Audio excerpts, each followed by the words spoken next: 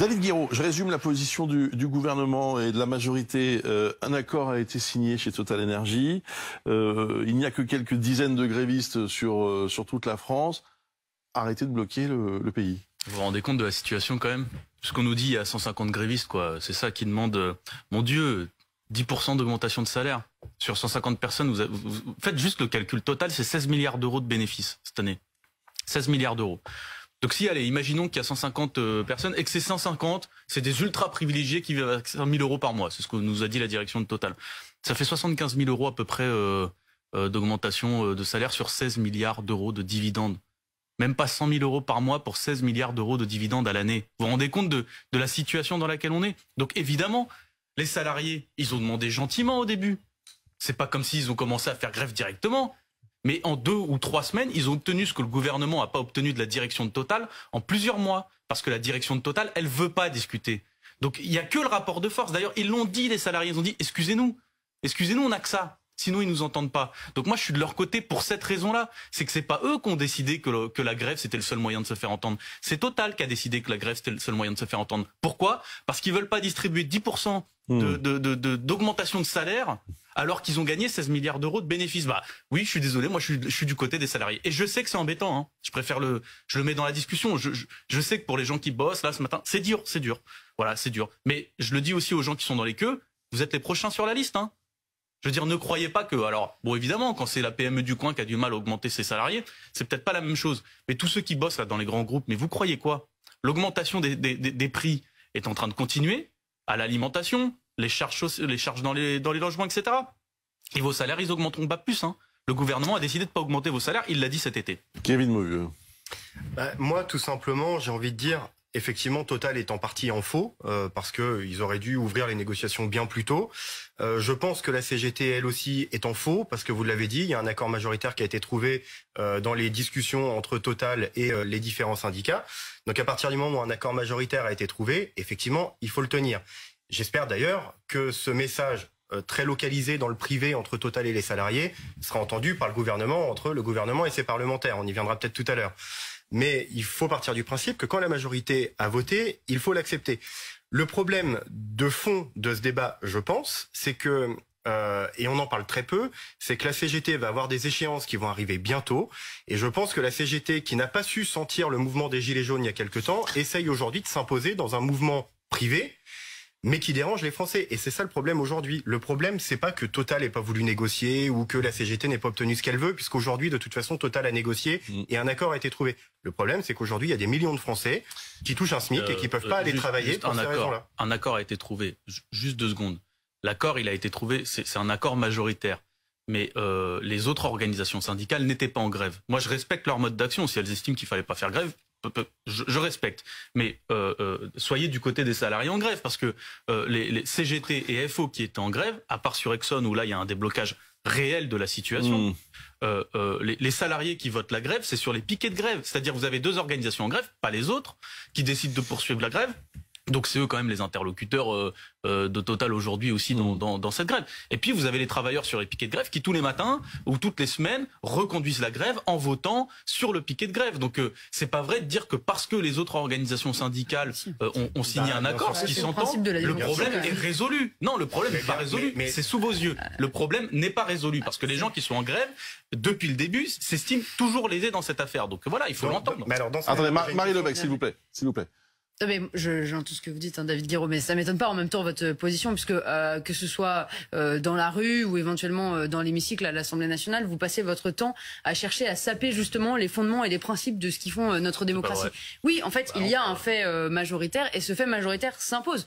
Parfois, on n'est pas toujours d'accord, on n'est pas toujours satisfait, et j'entends que les membres en grève de la CGT ne puissent ne pas se reconnaître dans cet accord, puisqu'ils ont claqué la porte des négociations. Puisqu'ils étaient aussi invités à la table ronde dans la nuit de jeudi à vendredi. Mais la réalité est là. il y a des syndicats qui représentent la majorité des personnels dans ces entreprises, et ces syndicats ont accepté l'accord et l'a maintenu. Donc ensuite, il faut accepter que cela s'applique au reste et à l'ensemble de l'entreprise. Je pense que honnêtement, ça délégitime énormément le mouvement, tant aux yeux des Français. J'ai vu que la semaine dernière, la question de la grève était partagée. Je ne vois pas aujourd'hui comment on peut encore soutenir cette grève, alors même qu'on a des millions de nos compatriotes qui font la queue des heures durant, qui ne peuvent pas aller sur leur lieu de travail, qui ne peuvent pas se déplacer, qui ne peuvent pas se rendre aux urgences, qui ne peuvent pas accompagner leurs enfants à l'école, alors même qu'une augmentation de salaire a été proposée. Kevin Mauvieux, s'il vous plaît. Moi, ça soulève juste une question, ce que M. Guiraud vient de dire. Est-ce que la NUPES respecte les syndicats ou pas? Bien sûr. Parce que le discours que je viens d'entendre, c'est il y a un accord majoritaire, mais on s'en fiche parce qu'il y a un syndicat qui est pas d'accord. Et puis après tout, le piquet de grève, enfin la grève se vote sur le piquet de grève devant l'usine. Et le syndicat dans tout ça. À quoi ont servi les négociations et à quoi sert la CGT si au final la CGT y est pour rien et que c'est juste les salariés devant l'usine. Je viens de dire que je respectais les méthodes d'action des syndicats. S'ils estiment qu'il faut pas faire grève, moi j'ai pas à me prononcer là-dessus. Je vous dis juste qu'aujourd'hui, mais ça devrait vous sauter aux yeux. Pourquoi il y a encore grève alors s'il y a un accord majoritaire? Vous réfléchissez pas 2 secondes? Moi je viens de vous le dire. La CGT pousse un mouvement parce qu'ils n'ont pas été là au moment des Gilets jaunes. Ils se sont fait déborder et il y a de la politique derrière ça. Vous avez jamais été du côté des syndicats, donc on va pas faire semblant. Vous les avez traités de crasseux et de pouilleux il n'y a pas si longtemps, d'accord? Donc vous n'êtes pas du côté des syndicats et vous savez pas ce que c'est la réalité d'un piquet de grève parce que vous allez jamais sur les piquets de grève. Mais je veux le dire par contre à la représentante de la majorité. C'est quoi votre solution? Parce qu'en fait, ça fait 4 mois que le gouvernement dit « ce serait bien que Total, quand même, distribue un peu les 16 milliards d'euros de dividendes. » Eh ben, ils vous ont méprisé. Ils vous méprisent parce qu'ils savent que vous ferez rien. Donc les salariés en grève, ils ont dit, écoutez, le gouvernement n'est pas avec nous, il veut pas nous augmenter nos salaires, il veut pas augmenter le SMIC, et dans la négociation, ces gens ne nous servent à rien. Parce que la vérité, c'est que dans la négociation, vous servez à rien. Donc la grève est le seul moyen de se faire entendre. On peut le regretter tous, hein. Moi, ça me fait pas plaisir qu'il y ait une grève. Et je pense pas que les salariés, ça leur fasse plaisir de perdre des jours de salaire. Alors, on va laisser Marie Lebec répondre à votre dans cette situation-là, vous ne servez strictement à rien. Vous êtes du côté de Total. Est-ce que le gouvernement, si vous permettez, on n'est pas en train de parler de plaisir ou pas plaisir. On est juste en train de considérer que, effectivement, si on veut que les Français croient dans le dialogue syndical, il faut respecter les accords quand il y en a. Ensuite, pardonnez-moi, hein, Monsieur Guiraud, vous n'étiez pas là au mandat précédent, c'est vrai, mais il y a eu beaucoup de dispositions du gouvernement. Et puis, par ailleurs, depuis plusieurs mois, le gouvernement s'attelle à protéger les Français face à l'augmentation des prix de l'énergie.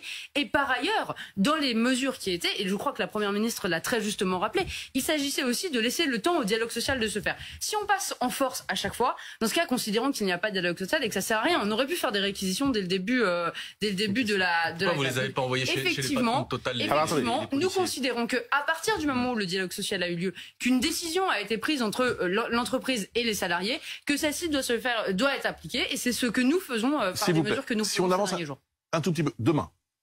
Alors, est-ce que demain, qu'est-ce que vous espérez d'ailleurs de cette journée à l'appel de plusieurs syndicats? Vous soutenez, j'imagine, cette journée d'action? Bien sûr que je la soutiens. C'est gênant hein, pour les gens. C'est pas une partie de plaisir, mais c'est la seule manière qu'ont les salariés de se faire entendre. Aujourd'hui, quand on parle de distribution, redistribution des richesses, sur des secteurs qui ont fait des profits colossaux, c'est pas une blague, quoi. Je veux dire, 16 milliards d'euros en 2021 de bénéfices, on pourrait se dire qu'on partage un petit peu face à des gens qui ont décidé de pas partager et un gouvernement qui a décidé de pas augmenter les salaires.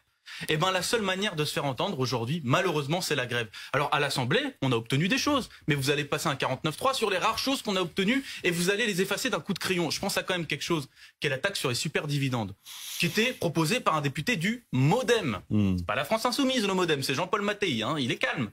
Et ben même ça, vous allez l'effacer. C'est-à-dire, juste pour que les gens comprennent, la taxe sur les superdividendes, c'était 5% d'augmentation en plus pour les boîtes qui font plus de 700 000 euros de bénéfices, pour un bénéfice qui est 20% supérieur à la moyenne des bénéfices entre 2017 et aujourd'hui. Enfin, je veux dire, c'est pas grand-chose. Même ça, vous voulez pas le faire. Donc, il y a un moment, le rapport de force, il est dans les institutions, mais il est aussi dans la rue. Parce que si jamais il y avait un gouvernement à l'écoute, ça se saurait.